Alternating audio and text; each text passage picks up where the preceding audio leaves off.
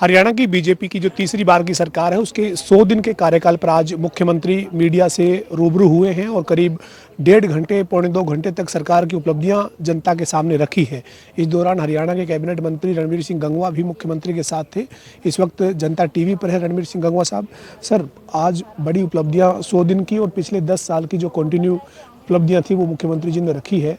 क्या और किस तरीके से देखते हैं सर आपकी इस तीसरे कार्यकाल की इन 100 दिन की उपलब्धियों को आप?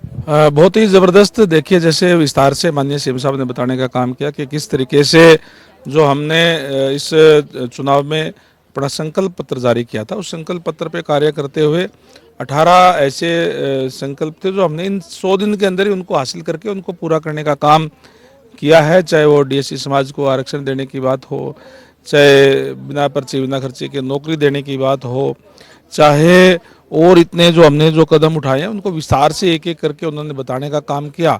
तो निश्चित रूप से बहुत ही ज़बरदस्त और इस कार्यकाल के अंदर जो सरकार की जो शुरुआत है वो बहुत ही ज़बरदस्त है। पीछे से भी 3 गुना ज़्यादा स्पीड से सरकार कार्य कर रही है और इसी तरीके से आगे भी करती रहेगी। जैसे माननीय मुख्यमंत्री कहते हैं कि नॉन स्टॉप हरियाणा, इसी तरीके से चलेगा।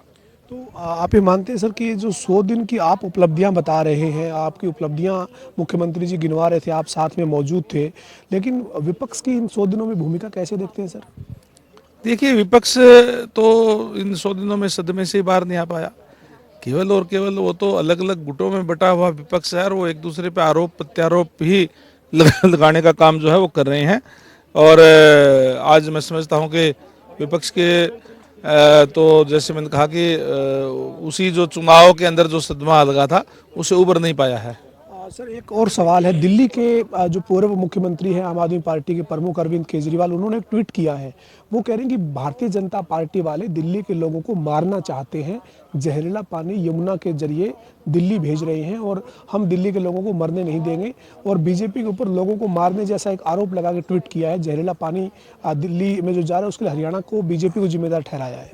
देखिए, लगातार दिल्ली प्रदेश के लोगों ने उनको सत्ता देने का काम किया और उसके अंदर वो पूरी तरीके से विफल रहे। अपने इस कार्यकाल के दौरान जब उनको कदम उठाने चाहिए थे, कोई उठाए नहीं। इसलिए ध्यान भटकाने के लिए इस तरीके की बातें करने का काम जो है वो केजरीवाल जी कर रहे हैं। उनको दूसरे पे उंगली उठाने से पहले अपने आप को संभालना देखना चाहिए कि आपने क्या किया है। आपने जो कदम उठाने चाहिए थे तो वो उठाए नहीं और हरियाणा पर उंगली उठाने का काम वो कर रहे हैं।